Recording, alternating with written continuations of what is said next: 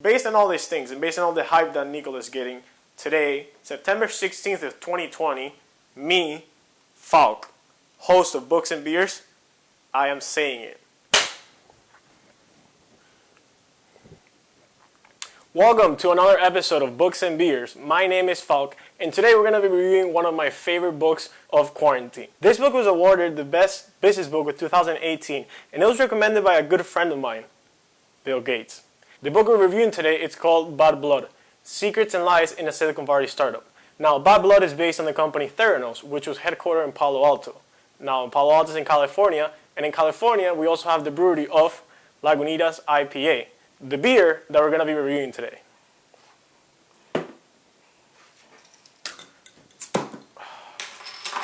Cheers. Now, this book is what people call a page turner because once you get hooked, you can't let it go. I actually finished this book in 2 days myself. Even for people that are very busy, this is a book that you'll finish fairly quick, and that's one of the biggest reasons why I highly recommend you read it.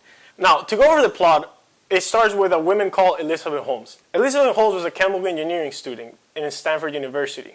In 2003, she drops out of Stanford and she started a startup called Theranos. It's a health company with the sole purpose of eliminating needles. Now, what's interesting about the story is that the entire company was fueled by a fear that she had. Elizabeth, since a young age, had a fear of needles. She had this crazy but brilliant idea. She wanted to be able to perform several tests out of a small portion of blood.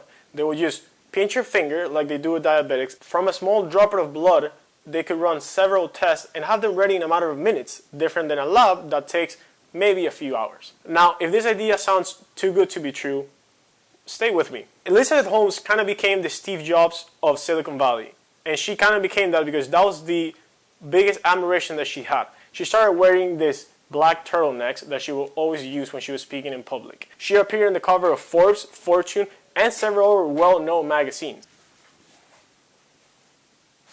One thing that really helped Elizabeth Holmes is that she was very charismatic. And in Silicon Valley, there have been Bill Gates, Steve Jobs, and Mark Zuckerberg, all amazing startup founders that dropped out of college at an early age. But there hadn't really been a female startup founder. And Elizabeth Holmes is just bringing just that. That's one of the factors that made her become so successful and become so acclaimed by the people in the United States and all throughout the world. Now, for you to get an understanding of what the company was like, here are some of the big investors that they had. Larry Ellison was one of the early investors, the CEO of Oracle, and regarded still today as one of the most wealthy people in the world. The DeVos family, most importantly, Betsy DeVos, maybe that's pronounced correctly, who is the current Secretary of Labor, she had $100 million invested in the company. Rupert Murdoch, the media mogul, owner of the Wall Street Journal, the New York Post, and several other well-known publication sites, he had $125 million in the company. And now, the one that shocks me the most is the Walton family. Walton family being the sons of the founder of Walmart, someone that I spoke about last time. Now, I read Sam Walton's autobiography, the father of the people that invested in the company. He was very well known for being very, very careful with his money, and he also said that he will hate to see people spend the money that he created once he died. Now that this happened, I couldn't imagine if Sam Walton was alive what he would say to the people that wasted $150 million of the fortune that he created. Now, for you to understand the story, one of the main characters that you have to know is Sonny Balwani. Sonny Balwani was one of the main executives in Theranos. He joined the company in around 2009, and he served as one of the heads of the company for a long time, at a certain point as a COO. As one of the executives in the company, Balwani actually started a romantic relationship with Sarah, something that was kind of considered a little weird by a lot of people, considering that there's a very big age gap between the two. He was known for being a person that was always angry, for having a management style that would always get in your face, and for screaming to all the employees. This is something that kind of created a culture of fear within the company, a culture of secrecy, something that a lot of the employees came out telling once the story unfolded. The downfall of the company actually started in 2006, when Henry Moseley, at that time the CFO, was actually forced out of the company. After Elizabeth had done a few trips abroad, she came back telling the results of the presentation she gave to investors. But in a few demos, Henry Moseley was able to determine that a few of those demonstrations were not done the proper way. When he raised concerns saying that they might be faulting investors, he was told that he wasn't a team player and that he should leave. Throughout the book, when you read it, you'll start understanding that every single character that came into play that just went against the company was fired or had to end up quitting. And this is when you start kind of feeling a bad taste in the company. In early 2008, many board of director members for Theranos started realizing that there were a lot of issues with Elizabeth leading the company. So they decided to meet with her and decided to create a plan to remove her as CEO, have one of the board of director members come in, and have her just work in the everyday part of the company. Somehow, when they went into that meeting, Elizabeth, a young 20-ish year old at the time, was able to convince all the other members to stay as CEO. And she did. The two people that were leading that meeting and were asking her to get out of the CEO position were actually fired a few months after. This didn't start the ripple effect because the ripple effect was already happening. But this is where you started seeing many other members vanish out of the air. Now, there is one person that actually made the change. That person was Tyler Schultz. Tyler Schultz worked for a few months in the company, and he is actually known because he was the grandson of George Schultz, a very well-known government official that served in the Reagan administration. Now, Tyler was one of those people that had a very close connection with Elizabeth, but at some point he realized that the company was not going on the right path. When he started bringing up concerns, he realized that Elizabeth didn't want to hear it. He realized that Elizabeth just wanted to keep doing what she was doing. She was too focused in her idea that what could happen was going to happen. To this day, after having read the book, I don't know if she actually believed her ideas or she wanted to fool people. But that's kind of when the line is sometimes you're so focused on an idea that you can't see the black side, and that's where you have to stop and see what's happening. Tyler was actually the first person that contacted the authorities and started bringing up concerns of what was going on in the company. Now, he actually had to use a false name so he wouldn't be traced back because Theranos was, like I mentioned, very secretive. And every single time someone left the company, they made that person sign several non-disclosure agreements that would walk them to their cars and they reported them on big surveillances to make sure that they weren't talking to anyone. Now, Tyler was a person that actually had the courage of contacting the authorities. And then, luckily, he actually ended up contacting the author of the book, John Carreyrou. Now, some background on the author. John Carreyrou is a very well-known reporter in the Wall Street Journal. He has won 2 Pulitzer Prizes and he's very well known for his investigative journalism. And I won't tell you guys how the story unfolds because that's why I want to encourage you guys to read the book. But I tell you this, the book is written in third person. It's kind of written in that sense that a person can see what's happening, but it's not actually there. Around chapter 20th, when Tyler contacts the author, the book shifts. It goes from being written in third person, this and that happened, to being written as, I was sitting at my desk when I got a call from Tyler. Now, that's when the book gets amazing. The company actually ended up dissolving in September 2018. Now, you might be wondering what's happening with Elizabeth Holmes today. The SEC charged Elizabeth and Sonny in March of 2018 for fraud, and they both had to pay a fee of $500,000. However, it doesn't end there. United States v. Elizabeth Holmes, where the criminal charges are going to be brought against her, is set to start in March of 2021.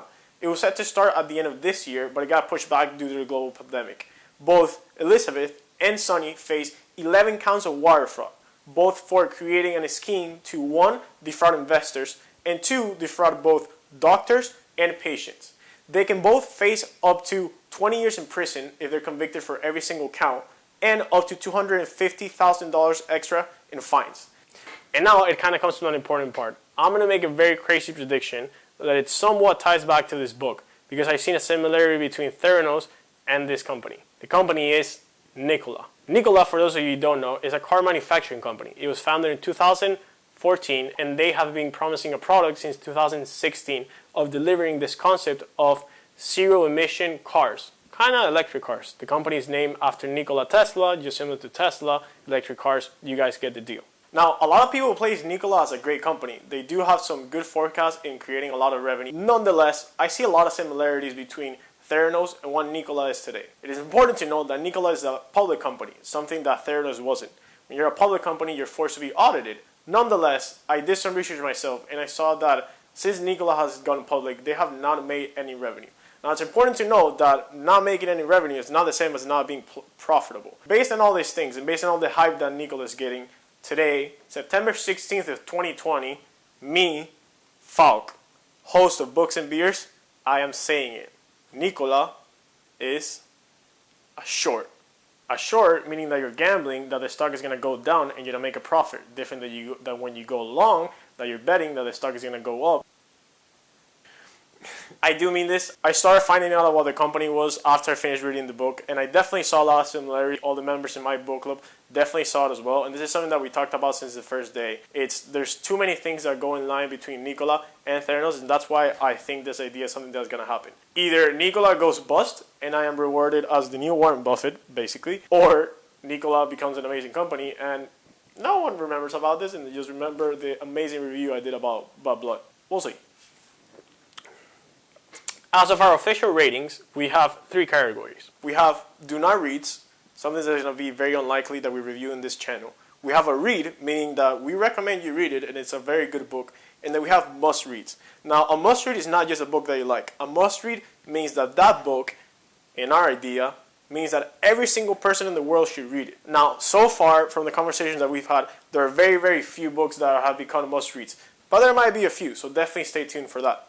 And then in our rating system, we rate between 1 and 5 stars. And then we say the equivalent to Goodreads, because the thing with Goodreads is that Goodreads does not do decimals, but we do with some decimals. I put this book in the read category. It is definitely a very, very good read, and it's one of the biggest recommendations that I give, especially for people that are starting to read. This is a book that's going to get you hooked, and you're going to finish it very quick. Now, when it comes to the star equivalent and how good this book is, I give this book a 4.5 rating.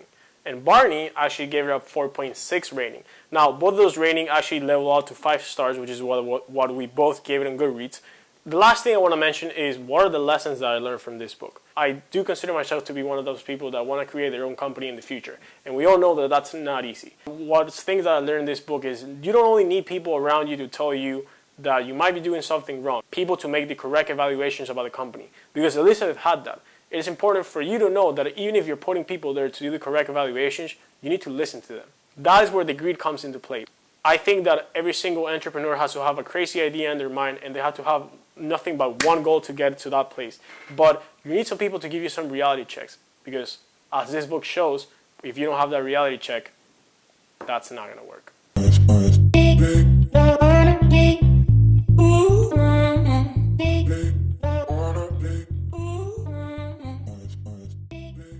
If you like this video, be sure that you subscribe and you drop us a like. Be sure to leave us any comments. We definitely read them all, and we want to hear your feedback. We want to hear what books you can recommend, so be sure that you leave a comment down below. We do reviews every single Wednesday of a book that we read recently and a beer that ties up to that book. If you want to get Bad Blood yourself, you can click the description for the Amazon link. That way you can order very easily. And you can also see in the description my personal Goodreads account. If you add me, I'll definitely accept you, and I can see what books you're reading, and you can see what books I'm reading. And it can also motivate you to read more. Thank you so much for watching Books and Beers, and we'll see you next time.